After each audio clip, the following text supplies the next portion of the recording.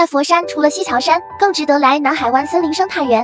这里是被评为4A 的旅游景区，主野营地还增设皮划艇滑江板体验。大闹天宫 IP 即将近期与大家见面，抓住夏天的尾巴，想要玩水就来南海湾，实现你对夏天清凉的追求。溯溪项目是最受家庭游追捧的1.28公里的亲子溯溪路线，项目共设有10个关卡，全程有专业的溯溪领队带队，溯溪技巧、安全教学，为每位游客配发专业的溯溪头盔，还有溯溪鞋。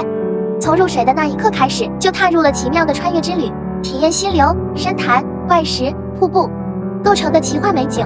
清澈见底的溪水，在8月的炎夏也清凉沁骨，嗅着大自然的清新氧气。踏入幽谷深处，处处有岩石错落骄纵，越往前，挑战的难度就越大，快乐指数也越高。在落差88米的山谷之中，一路逆流而上，克服地形上的各种障碍。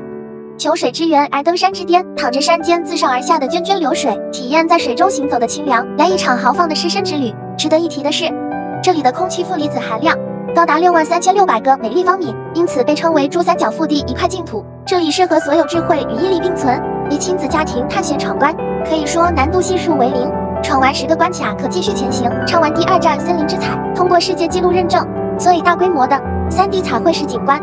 由专业大地彩绘团队设计，27幅彩绘作品，1.5公里覆盖距离。还听说国内第1版的大闹天宫 IP 要和大家见面，整个景区将充满大闹天宫的主题元素。